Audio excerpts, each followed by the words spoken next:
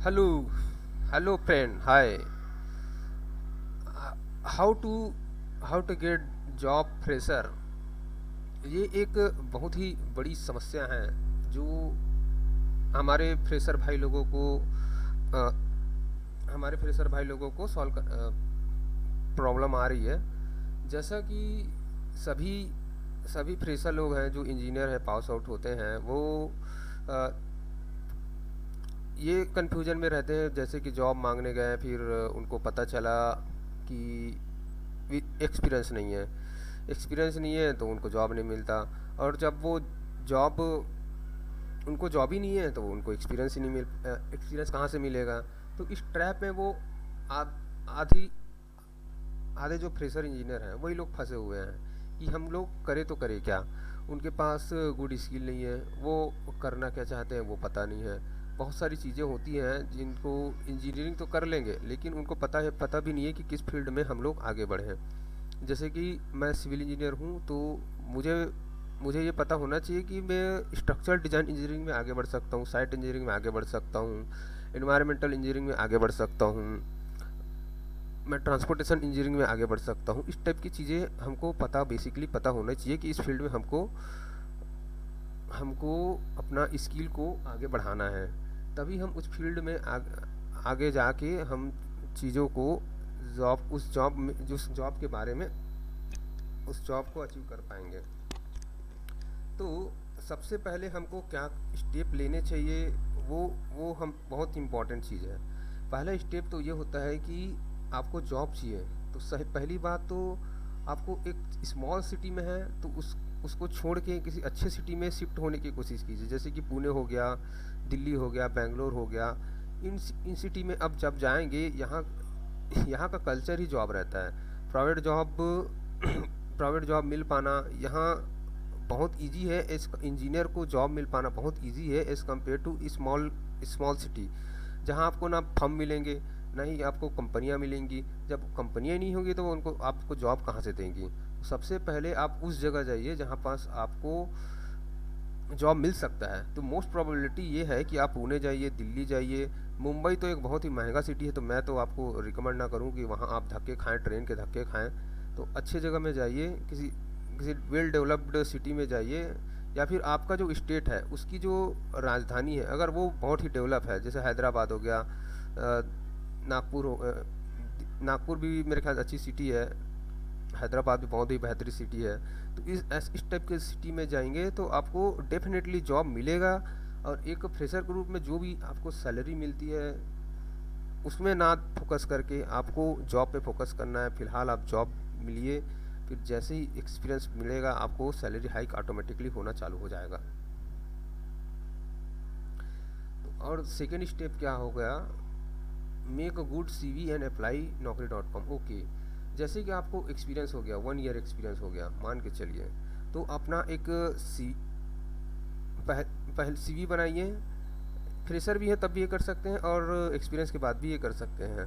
तो दोनों ही केस में आप अपना सीवी बहुत अच्छे से बनाइए। सबसे पहले तो सीवी में इम्पॉर्टेंट चीज़ होती है अपना जो अच्छा सा फ़ोटो लगाइए, अपने बारे में अच्छे से बताइए। दूसरी चीज़ है स्किल को पहले रखिए, अपने बारे में बाद में बताइए मैं ये हूँ मैं वो हूँ। सबसे पहले अपने स्किल को फ्रंट लाइन में स्किल को पहले लिखें, एक्सपीरियंस है तो एक्सपीरियंस को पहले लिखें, उसके बाद अपने बारे में बताएं कि मैं इतने एजुकेशन किया है, ये किया है, वो किया है। वो मैटर नहीं करता किसी कंपनी के लिए, वो मैटर ये करता है कि आपको आता क्या है। आपको पता चला ये सॉफ्टवेयर आता ही नहीं है, अब उस चीज़ के लिए अप्लाई कर रहे हैं। आपको पता चला उस फील्ड के बारे में नॉलेज ही नहीं है, डिज़ाइन के बारे में नॉलेज ही नहीं है, अब उस फील्ड के बारे में अप्लाई कर रहे हैं। तो सबसे पहले आप उस सब्जेक्ट को अच्छे से स्ट्रॉन्ग कीजिए, देन अप्लाई कीजिए। ठीक है। आजकल मेरे ख्याल से चैट जीपीटी हो गया या फिर कि कोई सीवी के बारे में अच्छे से स्टडी कीजिए कि सीवी कैसे बनाते हैं। हज़ारों चीज़ें मिल जाएंगी उसके बारे में, और बहुत ही अच्छा सा थोड़ा सा वर्क कीजिए उस सीवी के बारे में। जिस सीवी को आप किसी को देने वाले हैं ऐसी ही किसी को मत दे दीजिए। पता चला फोल्ड किए और दे दिए किसी को, रख लो। आप खुद अपने आप को बताने में इंटरेस्टेड नहीं रहेंगे तो सामने वाला आपको सुनने में कभी इंटरेस्टेड नहीं होगा। ठीक है। तो हम तीसरे work on your engineering fundamental regarding to job. ठीक है, ये मैं पॉइंट बना के रखा हुआ हूँ कि फंडामेंटल जो रहता है, जैसे कि इंजीनियरिंग के कुछ सब्जेक्ट होते हैं, जैसे कि मैं डिज़ाइन इंजीनियर हूँ, तो मेरा एक सब्जेक्ट है स्टील डिज़ाइन इंजीनियरिंग। तो उसको मेरे को, एक ही सब्जेक्ट है, उसको मेरे को अच्छे से पढ़ना ज़रूरी है ताकि मैं स्टील इंजीनियरिंग के फील्ड में जा सकूं।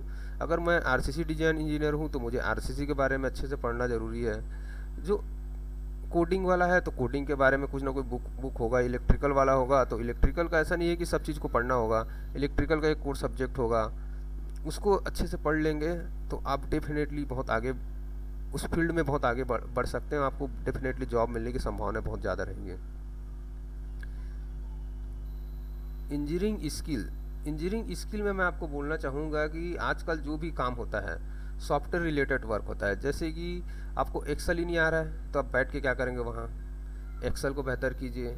आपको वर्ड नहीं आ रहा है, पावर नहीं आ रहा है, ये बेसिक टूल है, ये आना ही चाहिए। ठीक है, ये आ गया। तो जैसे कि आपको सॉफ्टवेयर हो गया, सॉफ्टवेयर भी होता है, जैसे कि मैं बोलूँ कोडिंग हो गया तो उसमें सी प्लस प्लस आना ज़रूरी हो गया, तो ये सब आना चाहिए। पाइथन हो गया कोडिंग वालों के लिए। जैसे मैं स्ट्रक्चर डिजाइन इंजीनियर हूँ तो मेरे को स्टेट प्रो आना चाहिए। स्टेट प्रो तो कंपलसरी है मेरे लिए, तो स्टेट प्रो कंपलसरी है। ई टैब आना चाहिए, सेफ आना चाहिए। ये बेसिक टूल हैं, इनको सीखे बिना आप कहीं कुछ कर भी नहीं पाएंगे। आपको जाएंगे एक आध साल वहाँ सीखने में बर्बाद करना पड़ेगा, कोई सिखाएगा नहीं, सिखाएगा मोस्ट प्रॉब्लली ये होता है कि आपको कोई सिखाएगा नहीं। बहुत ही डिफ़िकल्टी फील होती है। आप कोशिश करके देख लीजिए, बहुत कुछ सिखा दिया तो अच्छी बात है, बट मोस्ट प्रॉबल ये होगा कि आपको कोई सिखाएगा नहीं, आपको खुद से सीखना पड़ेगा, कहीं से भी करके सीखना पड़ेगा। ठीक है। Work on your communication skill regarding to job, इसका मतलब ये है कि आपको जॉब के रिगार्डिंग कम्युनिकेशन को स्किल करना है। वहाँ के लोगों का बिहेवियर, प्राइवेट कंपनी में आपको ऑफिस पॉलिटिक्स आपको गिराने की कोशिश, कुछ भी हो सकता है। तो उस पर ना ध्यान दे के जैसा जैसा ऑफिस में जो बातचीत चल रहा है उस पर ध्यान दीजिए। ये तो बात हो गई। मोस्ट इम्पोर्टेंट इंग्लिश भी आना चाहिए भाई, बातचीत करना ज़रूरी है। ऐसा नहीं है कि बोला मेरे जैसे हिंदी में बात करोगे तो फिर दिक्कत हो जाएगा। ठीक है। तो और दूसरा,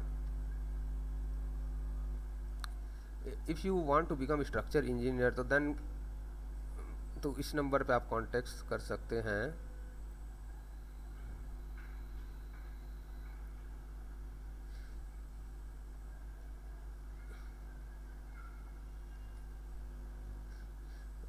9340563126। स्टील और आरसीसी डिजाइनिंग आपको सीखना है तो देन कांटेक्ट दिस नंबर।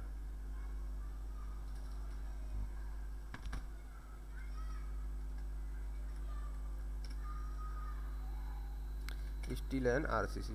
ठीक है, थैंक्स।